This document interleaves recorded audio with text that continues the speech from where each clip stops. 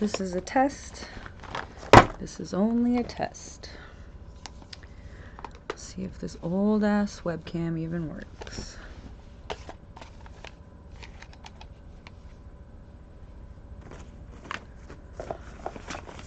So, I guess this is my practice round. I don't really know how to record myself or how to let it be a recording, how to let it exist, how to let recordings of myself exist. Audio is one thing, but video is a totally different beast. So I'm hoping to start making videos, sharing my journey, going from bedbound and in chronic pain to thriving in absolutely no pain, which I would not have been able to even imagine 3 years ago. So I guess this video is just for a practice round. Getting used to speaking out loud. I don't even do that. I guess I talk to myself a lot, but not in full sentences. Hopefully I use full sentences. I apologize if I don't know how to speak. But practice makes perfect. Just like I've been practicing being alive this long. Look at me go. I'm not very good at applying makeup anymore, even though I used to be a self-proclaimed makeup artist. That was before all the YouTube tutorials. I had a couple books and my angsty live journal pictures.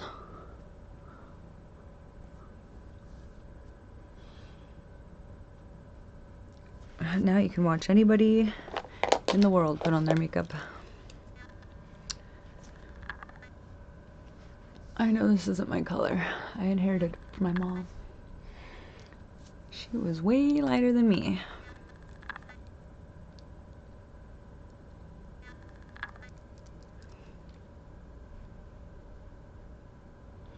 How do people talk at the same time as putting on their makeup?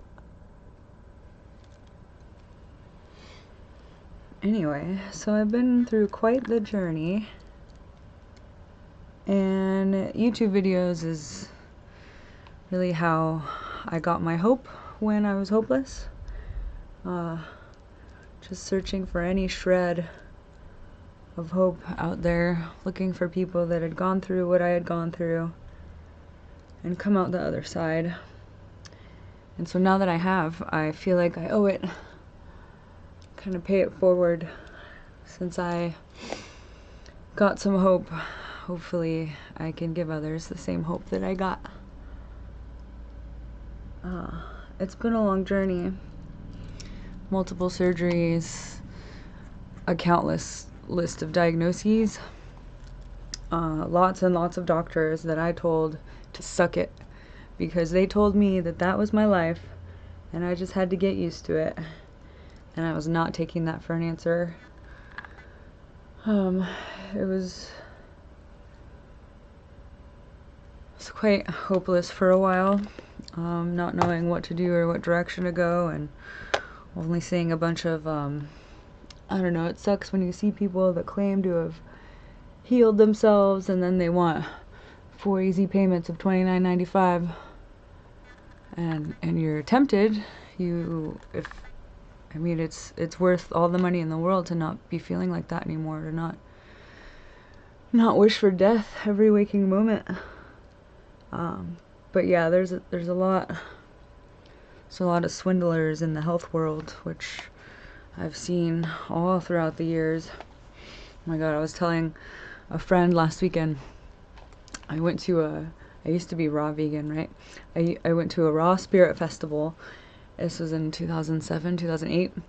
And one of the booths that was selling something was selling a laser pointer for $350 that when you pointed at your food, it would like miraculously make all the DNA of your food back to what it was supposed to be. I don't know what they said it was supposed to do, but they were full of shit. But yeah, it's really unfortunate that so many people out there just they work on greed and don't care who they're swindling, and yeah, the people that are so desperate are desperate and are willing to give up their money just for any sort of hope.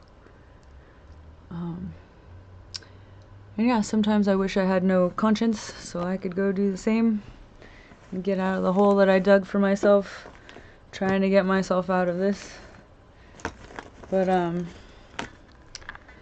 I'll dig myself out one shovel at a time. But yeah, like I said, it's worth it. It's worth all the money in the world not to be in chronic pain and so hopeless and depressed and just full of man, I can't even say. So what were the diagnoses? I have Ehlers-Danlos syndrome, a hypermobile type, though I was diagnosed with type 3, which I guess is obsolete now. It's not what they call it these days. Fibromyalgia. What else? Dysautonomia, when the nervous system, yeah, the autonomic nervous system goes haywire. Mast cell activation syndrome, where you react to everything, and I literally was reacting to everything. I couldn't smell, like any scent would make my liver hurt, would make me break out, would make my nervous system go haywire. I was constantly having skin eruptions. Just like touching my skin would make red marks go, welts, hives, eczema.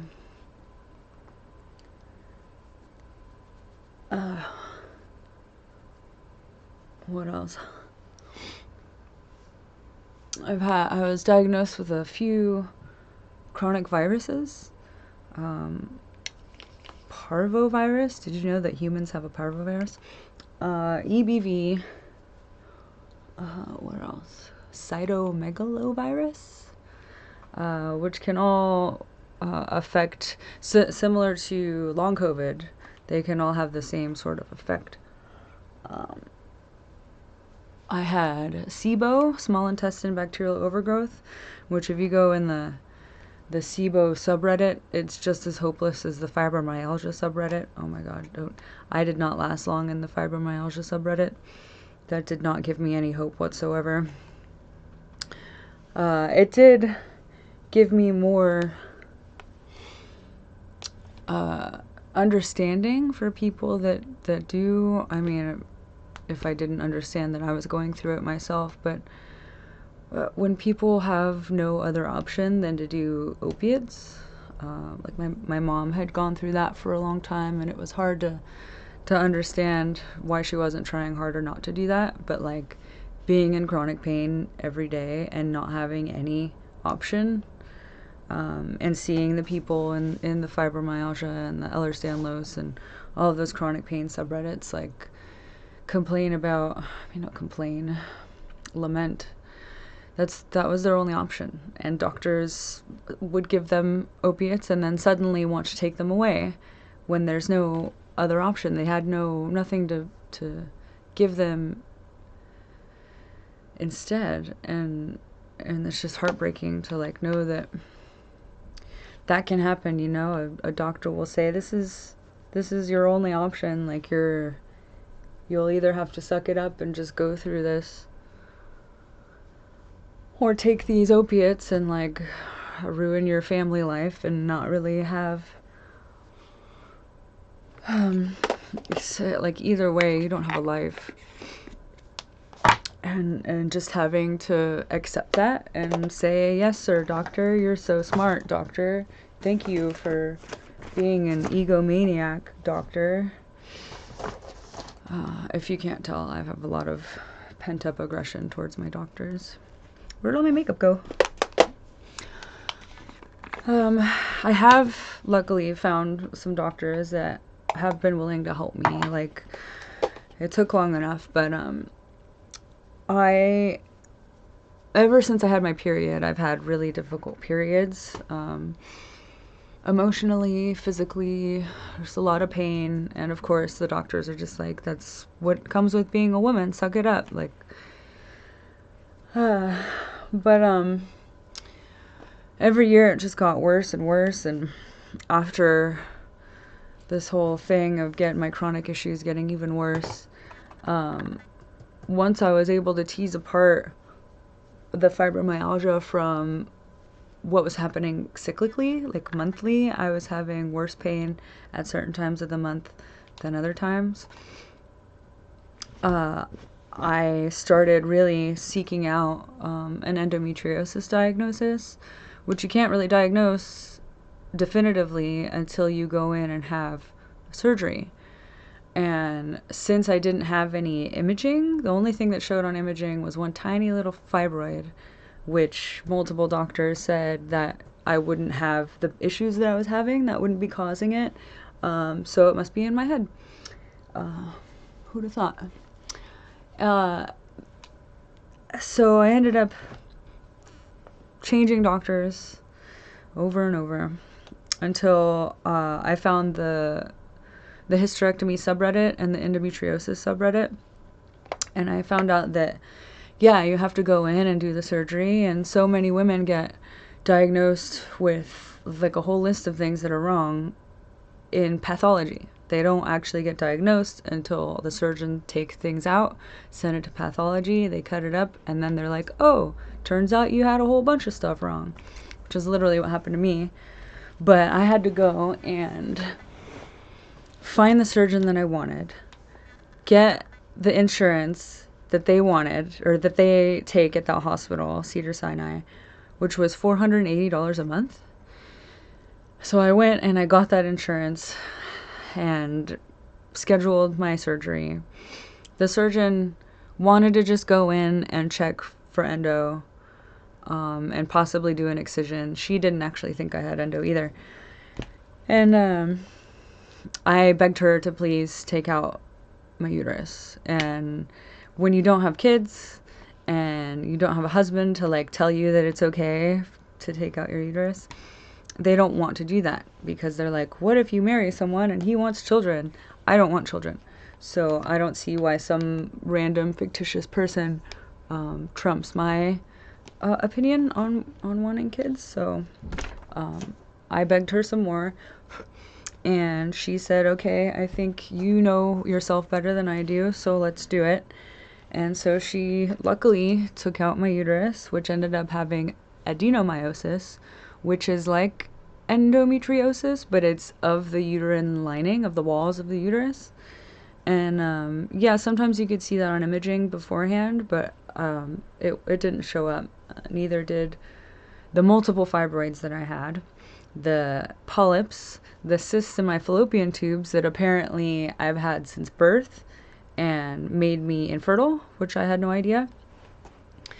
Yeah, like I said, a whole list of things that weren't diagnosed until post-surgery, which I was really proud to say that I advocated for myself, and the surgeon said, yeah, you were right, and that felt so good considering how long I had been gaslit into saying it's in my head, or I'm just not tough enough, or it's just regular women problems.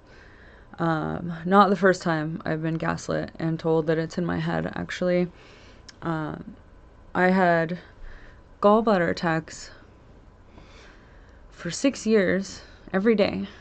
And since I was really young, I didn't get diagnosed till I was 20. No, I think I started having the gallbladder attacks when I was 20. 6 years. I had debilitating pain, like couldn't live my life, kept losing jobs. They gave me Vicodin. They gave me Vicodin and physical therapy, and they said, It's psychosomatic. It's in your head. We can't find anything. But here's some Vicodin about it. For 6 years. Eventually the Vicodin stopped working. I had to drink wine with it. That stopped working. I had to go to Mexico and get tramadol in order for it to work. Luckily, I didn't get addicted to the opiates.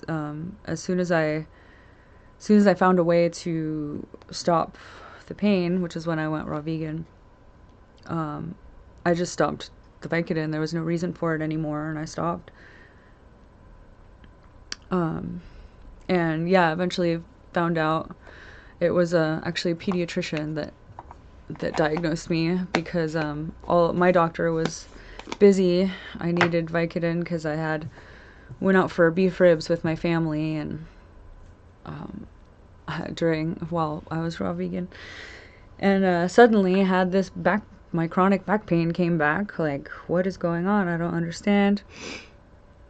And a pediatrician was like, well, it sounds exactly like gallstones. I don't know why nobody's ever checked for you. Like, these are telltale signs of gallstones.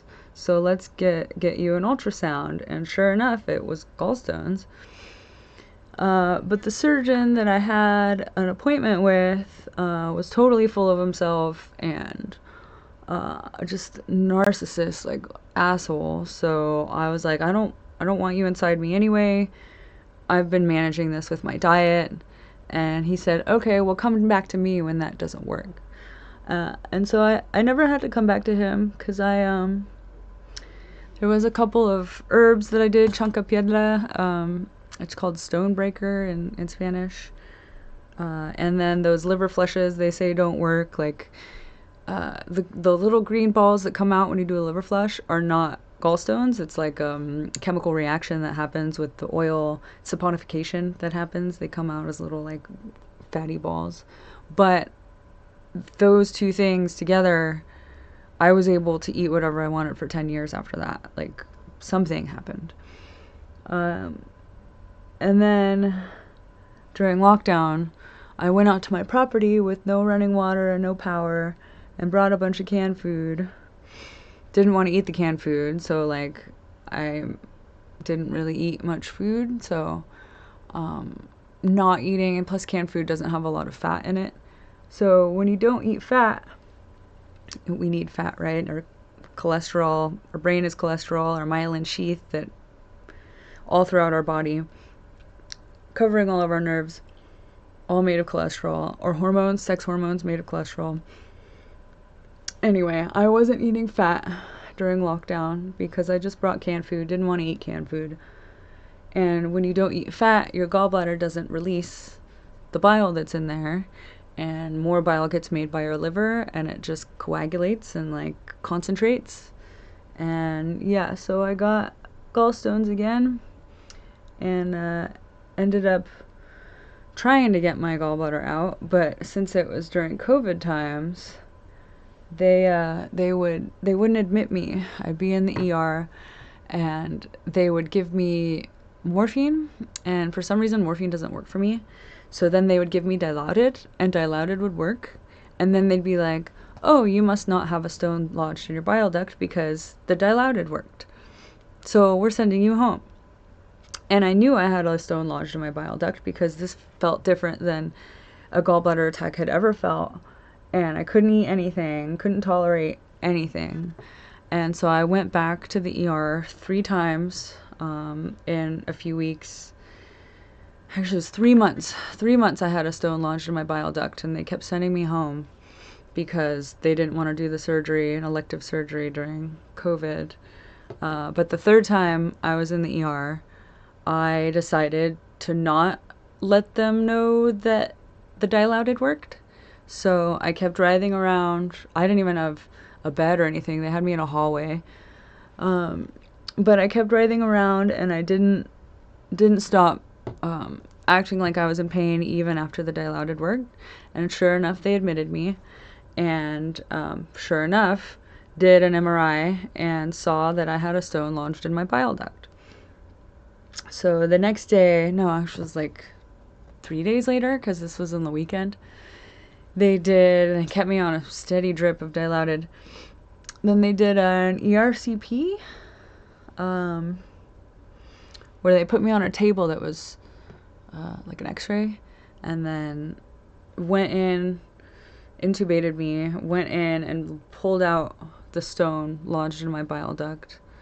And I unfortunately woke up early from that. I woke up before they extubated me, thinking I was in sleep paralysis, because I've suffered from sleep paralysis my whole life. So I thought I was in sleep paralysis, so I tried to like get out of it, you know. Couldn't open my eyes, and then they were like, honey, hold still, like you just had a procedure, it's okay, we have to take the tube out. And so I hold still, and then they extubated me. God, that was awful. So the next day is when they took the gallbladder out, and I asked the anesthesiologist if they could please make sure I didn't wake up before they extubated me. And they listened, they did.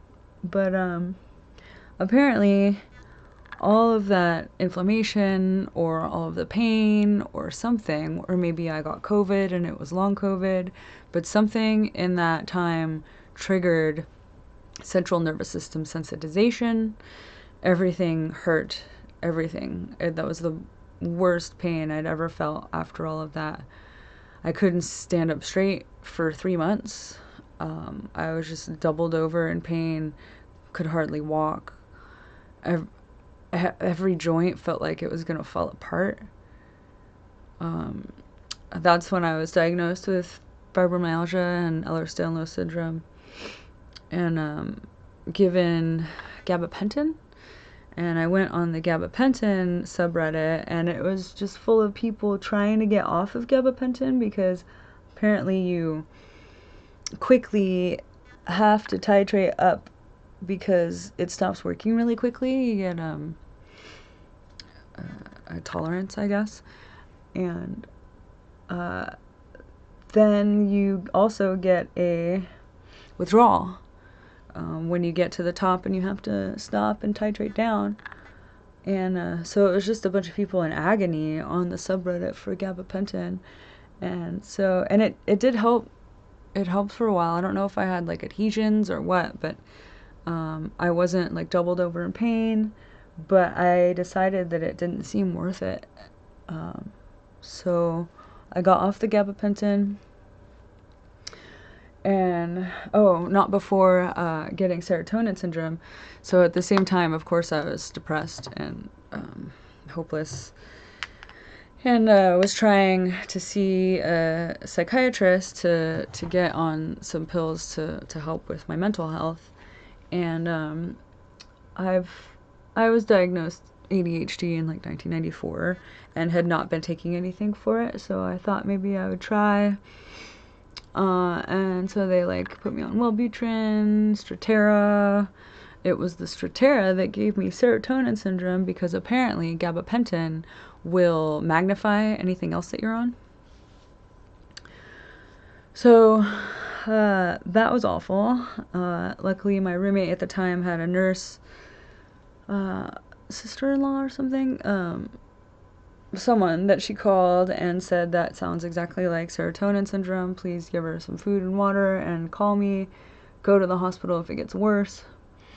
And luckily it didn't get worse, because apparently that can kill you. And so I stopped the gabapentin. I stopped all of the psychotropic drugs. I just couldn't go through all of that. I've always been pretty sensitive to all those drugs anyway. So I stopped that, and around this time is when I got diagnosed with the fibroid. And sorry, I'm jumping around the timeline a little. And I was wondering, maybe I looked on YouTube, maybe there's like an herb or something I could eat or drink to shrink a fibroid. So I looked that up, and I found a YouTube video by Dr. Barry about carnivore and how eating carnivore can shrink fibroids. And I was like, that's weird. I swear I've heard of carnivore before, but that's got to be like a misnomer. People don't just eat meat. They die, right? But I tried it because a friend of mine invited me over to make some beef jerky. I mean, I wasn't very functional at this point, but I came over and I sat there while he trimmed the eye of round. And I've always been like a homesteader type, like I like cooking and homemaking. So instead of throwing away the fat, I insisted that I take it home, and I rendered that fat into tallow. And I even kept the connective tissue that the fat rendered out of. And I cooked up the connective tissue. I fried it up, and it was all crispy. And like, I lived on the tallow for a while. I fried everything up in it and ate that connective tissue, and it gave me life. Like, I hadn't felt that good in a really long time. And I thought back to that video I saw about carnivore, and I was like, well, it's worth a shot. Like, I have nothing else going for me. I was not gonna keep living like the way that I was living. I couldn't keep living like that. So I tried it, and sure enough, I went like super. Actually, it took like a month to go from. I already didn't eat a lot of carbs because I've always felt like really bad eating carbs. I think I've had metabolic syndrome for a long time. So I was never really like a big pasta eater. I mean, when I was little, yeah, but recently. And so I went from raising my meat intake and lowering the carbs and the plants over like a month. And then I went a strict carnivore, and within a few weeks I went from clutching the wall while I tried to walk down the hall and like not being able to get out of bed if I went down my stairs more than once a day, to running up and down my stairs, like just from going carnivore.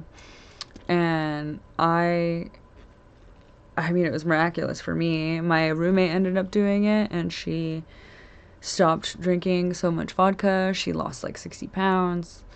And yeah, there's a whole giant list of things that was wrong with me disappeared. And I, at the time, was trying to get diagnosed with SIBO because I would get bloated when I ate. And like I said, my joints hurt all the time. But it was hard to get regular doctors to even like give me the time of day, and they send you to one specialist who like says I don't do that, sends you back to your GP, and then you have to go to another specialist. Like, it's really absurd, the whole medical process. But yeah, I'm not carnivore anymore. I have since figured out that I had SIBO and dysbiosis, and my hormones were all out of whack, and I had some because I had SIBO, I had some vitamin and mineral deficiencies. My guts have been really messed up for a really long time, so I just wasn't getting the nutrition that I was eating. And so yeah, it's kind of just like a really rough rundown of the things that I've been going through, but I want to really tease everything apart and make specific videos for specific things that I've been diagnosed with, that I've figured out how to work through. And it's been so much, and I don't really know where to start, but at least this is a start. Ooh, that's